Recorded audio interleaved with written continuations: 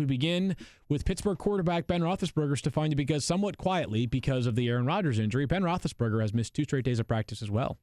Yeah, a bruised elbow on his throwing hand. And so it's a little concerning that he's missed practice both these days. Now, we've seen situations before where Ben has missed practice and then been able to play on the, he's kind of like the veteran Aaron Rodgers. He can miss practice. They know that he knows the offense. Is not a question here. If he's well enough to go, he will go. Remember the time that he dressed for a game and wasn't expected to play, and then Landry Jones got hurt, and then Ben was in there. So I still think we're kind of a little bit in the dark about this because there hasn't been a specific diagnosis.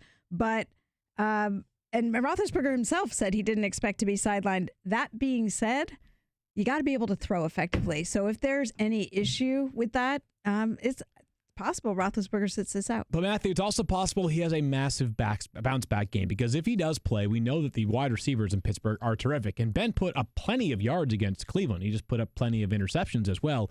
And this feels like one of the best matchups of the week. Kansas City, you know what they're going to be. High octane on offense, but they're going to have to win in shootouts. If Ben plays, you confident in starting him? 100%. I mean, I've been Roethlisberger as my QB3. In my 50 facts columns, my 50 facts column. Yep. That was on ESPN.com. Of course, I'm a company man. Mentions a couple of facts, which I want to just bring up here very quickly. Since 2014, Ben Roethlisberger averages 23.3 fantasy points per game at home. That leads all quarterbacks minimum 5 starts. Since the start of last season, there have been 5 different instances of a quarterback scoring at least 25 points against the Chiefs. All of them have come away from Arrowhead. Ding. This offseason, obviously, no Marcus Peters, Derrick Johnson. We don't expect Eric Berry to play in this game. It is a secondary and a defense that has struggled recently. I mean, think about Phillip Rivers, who last year had just 10.6 points total in 2 games against the Chiefs, just put up 29 points against them in week 1 and actually should have had a much bigger day. My bookie has this as the highest scoring game of the week.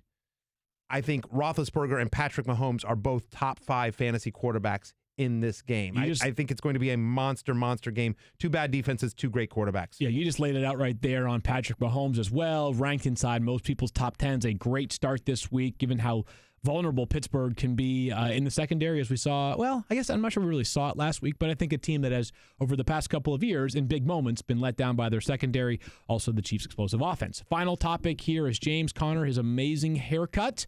We expected an encore, Stephania. He had 36 total touches last week. Any reason to not have him as a top 10 play this weekend? No. There's a couple of reasons. If there's any issue with Ben Roethlisberger, I think that even increases the chances that you see more of James Conner. And it's the Kansas City defense. I think you've seen that you can run on them. So I like James Conner this week a lot. Hard not to love James Conner in this game, and perhaps until Le'Veon Bell returns.